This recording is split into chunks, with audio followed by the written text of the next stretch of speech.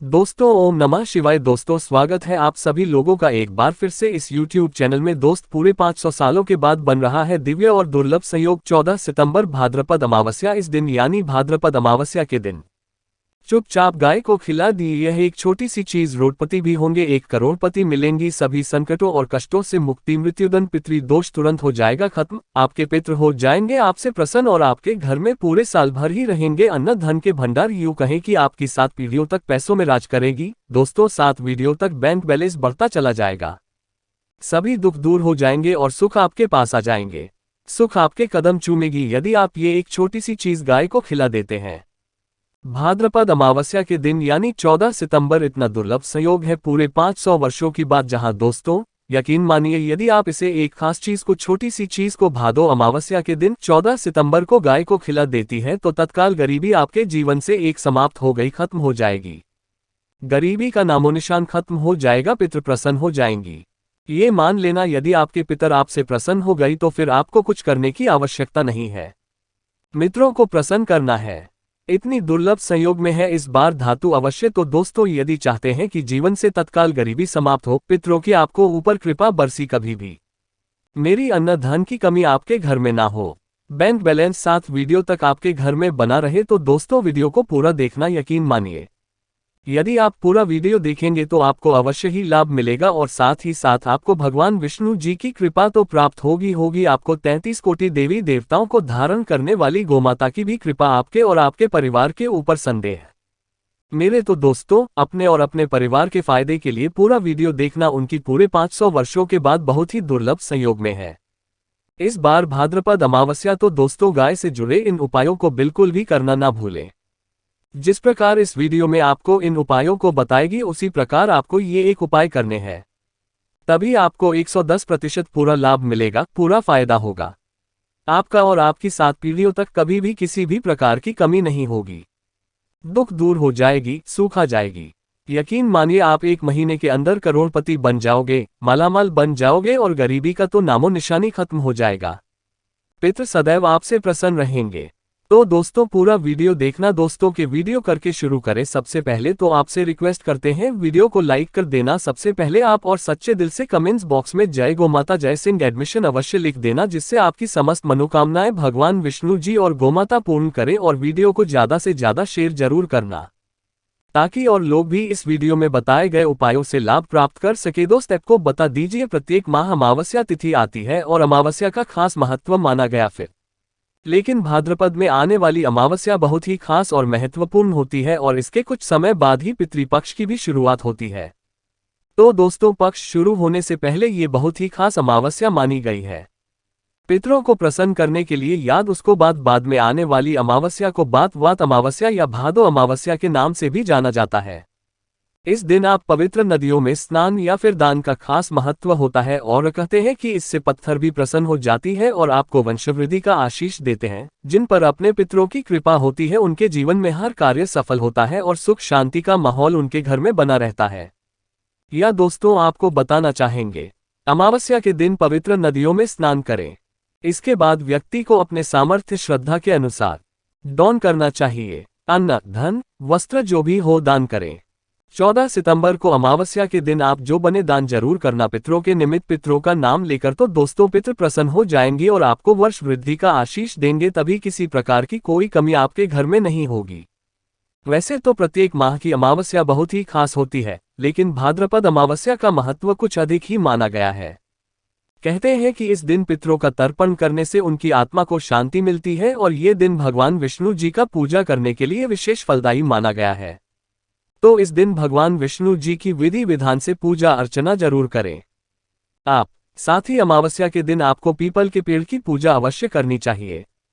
कहते हैं कि इस दिन पीपल की पूजा करने से सभी देवी देवताओं का आशीर्वाद प्राप्त होता है। अमावस्या के दिन यदि किसी पवित्र नदी में स्नान करना संभव न हो तो आप घर पर ही नहाने वाले पानी में गंगाजल की कुछ बूंदें डालकर स्नान करें। लाभ आपको अवश्य मिलेगा, बहुत ही शुभ माना गया है। तो दोस्तों स्नान के बाद पीपल के पेड़ की जड़ में जल जरूर चढ़ाएं और शाम के समय पीपल के पेड़ के पास सरसों के तेल का दीपक जरूर जला दें। ऐसा करने से पितृ प्रसन्न होकर अपना आशीर्वाद आपको दे दी। व्यक्ति के जीवन में कभी किसी प्रकार की कोई कमी नहीं होती। तो ध्यान रखना अमावस्या की शांत सरसों के तेल का एक दीपक दी पीपल की पेड़ के नीचे चलो जलाया हम लाभ प्राप्त होगा देख लेना तभी किसी भी प्रकार की कमी नहीं होगी। सभी देवी देवताओं की कृपा आपको प्राप्त हो जाएगी। ऐसा प्रभावशाली बन जाता है। पीपल का पेड़ अमावस्या के दिन तो एक सरसों के तेल का दीपक अवश्य जलाए। दोस्त को बात करते हैं कि अमावस्या के दिन गाय से जुड़ी कौन कौन से उपाय आपको करनी चाहिए। जिन उपायों को करने से शाप वीडियो तक बैंक बैलेंस बढ़ता चला जाता है, पितृ प्रसन्न हो जाते हैं और सभी दुख आपके जीवन से समाप्त हो जाते हैं और सुख आपके कदमों में आ जाएंगे, आपके कदम चूमेगी, शुल्क आपके पास आ जाएगी। जीवन में कभी किसी प्रकार की कमी नहीं होगी, तत्काल गरीबी समाप्त हो जाएगी। गाय से जुड़े इन उपायों को हम आपको बताने वाले हैं, ध्यान से चुनना। किस प्रकार आपको उपाय करने हैं और जैसे बताए उसी प्रकार ही करना और ध्यान रखना, पूरा वीडियो ही देखना, तभी आपको इनमें बताए गए उपायों पर लाभ मिलेगा। तो चलिए शुरू करते हैं। गाय से जुड़े कौन कौन से उपाय आपको भाद्रपद अमावस्या के दिन करनी चाहिए, चलिए शुरू कर दे। दोस्तों, सनातन परंपरा में गाय, गंगा और गायत्री का बहुत ज्यादा धार्मिक महत्व है। मान्यता है कि दो माता के शरीर पर 33 कोटि देवी देवताओं का वास होता है। गोमाता की सेवा पूजा करने वाले जातक पर इन सभी देवी देवताओं की कृपा बरसती है।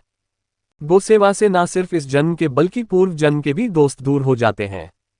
प्रत्येक सुबह जब आपके घर में भोजन बनना प्रारंभ हो तो सबसे पहले बनाई गई रोटी को आप दो माता के नाम से निकाल दें और भोजन करने से पूर्व गोमाता को इस रोटी को खिलाएं। यदि संभव हो तो काली गाय को खिलाएं, यदि काली गाय ना मिले तो सफेद गाय को भी आप खिला सकते हैं। प्रत्येक पूजा और मांगलिक कार्य में दो माता या उनसे जुड़ी चीजें जैसे गाय का गोबर, गोमूत्र, गाय का दूध अथवा गाय के दूध से बना घी अवश्य शामिल करें। इससे आपको पुण्य प्रभाव की प्राप्ति होगी। सनातन परंपरा के अनुसार जिस घर में गाय होती है उस घर से जुड़े सभी वास्तु दोष होते ही समाप्त हो जाते हैं।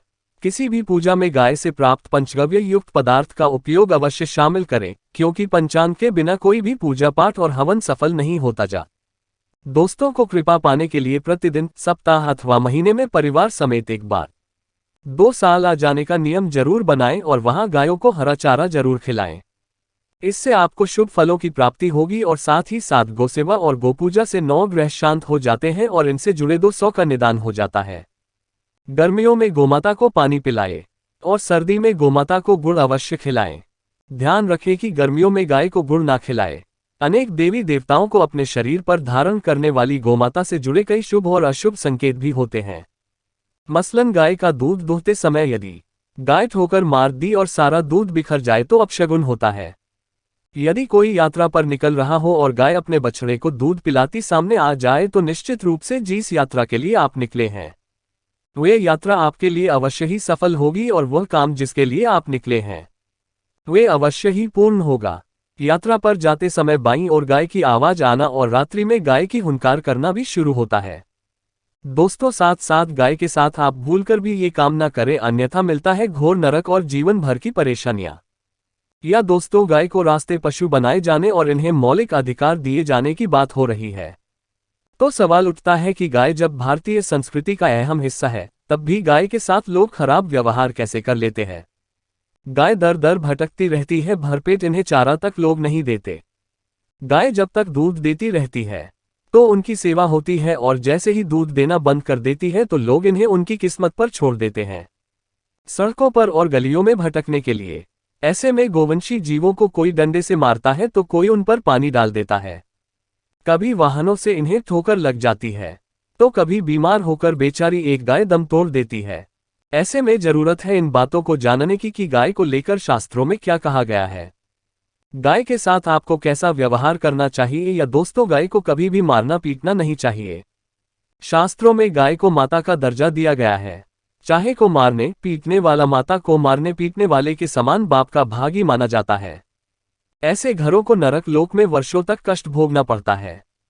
अगले जन्म पशु तारांकन में मिलता है। कथा है कि गौतम मुनि ने गलती से गाय को डंडा मार दिया था, जिससे गाय की मृत्यु हो गई थी और इस पाप से मुक्ति के लिए इन्हें वर्षों तक तपस्या करनी पड़ी। भगवान श्री कृष्ण जी ने बैल स्वरूप में आए वृतासुर का वध कर दिया था, जिससे मुक्ति के लिए भगवान श्री कृष्ण को संपूर्ण तीर्थों को एक कुंड में बुलाना पड़ा और इस पुण्य में इस स्नान से वह पाप मुक्त हो गई थी। या दोस्तों, साथ के साथ जो लोग पानी पी रही गाय को भगाते हैं वे घोर पापी के भागी बनकर नरक भोगते हैं, ऐसा पुराण में बताया गया है। जबकि जो लोग गाय के लिए प्याऊ और चार आगरा बनवाते हैं वह महाभाग्यवान होती है। ऐसे लोग घोर पाप से मुक्त होकर स्वर्ग पा जाते हैं और बड़े ही धनवान कुल में जन्म लेकर सुख भोगते हैं। और साथ ही साथ आराम कर रही गाय को कष्ट देकर कभी भी उठाना नहीं चाहिए। कहते हैं कि जिस स्थान पर गाय बैठी है वहां से नकारात्मक ऊर्जा समाप्त हो जाती है। गाय की बैठने की जगह को जो लोग नियमित साफ रखते हैं वे पूर्वजन्म में किए गए जाने अनजाने में पापों से मुक्ति हो जाते हैं और गोलोक में स्थान पाते हैं।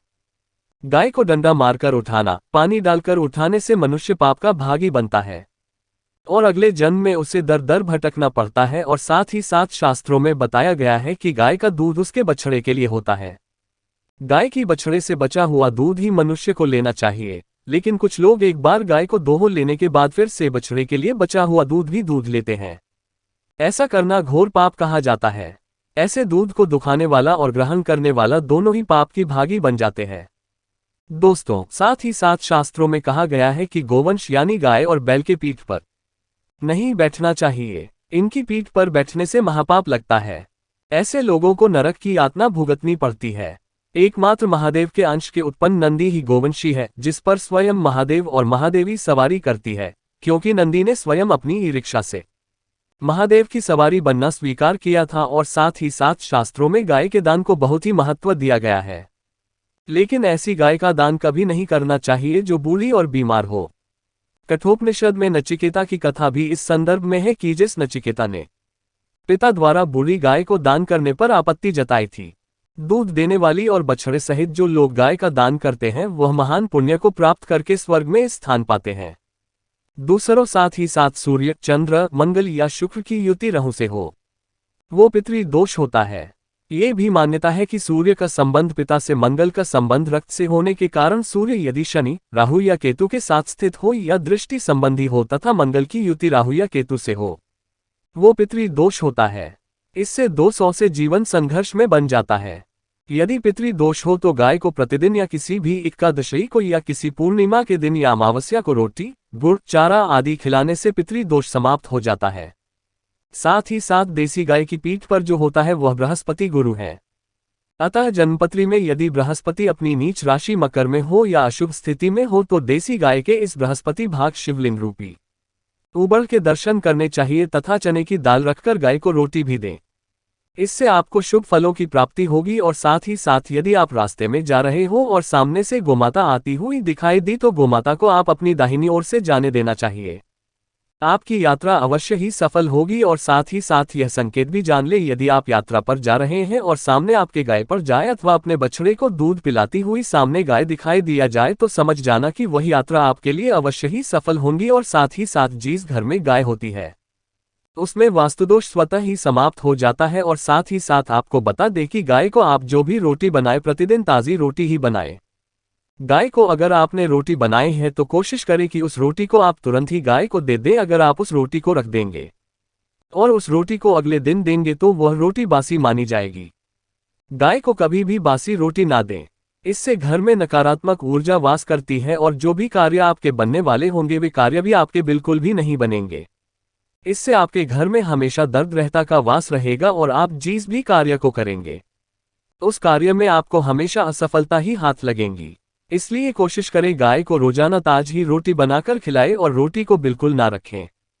बासी रोटी गाय को ना दे और साथ ही साथ सड़ी गली चीजें गाय को नहीं खिलानी चाहिए। कि घर में कोई फल है, कोई सब्जी है, सो जाए तो लोग क्या करते हैं, गाय को खिला देते हैं। नहीं, ऐसा नहीं करना चाहिए। ऐसा करने से यदि आप गाय को खिलाते हैं तो और आप पाप के भागी बन जाते हैं।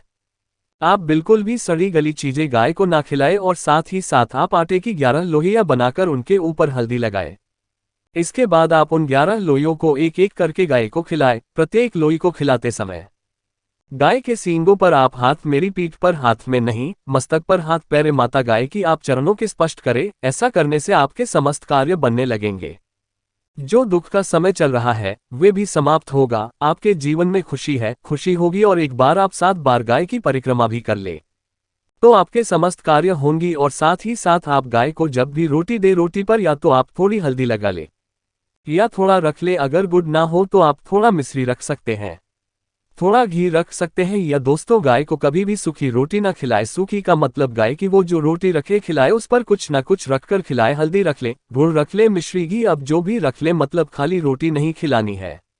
ध्यान इस बात का रखें जब भी आपको सुबह फलों की प्राप्ति होगी। या दोस्तों, ये थे गाय से जुड़े कुछ महत्वपूर्ण उपाय, कुछ बातें जिन्हें आपको ध्यान में जरूर रखना चाहिए। या दोस्तों, वीडियो अच्छी लगी तो लाइक करना। धन्यवाद।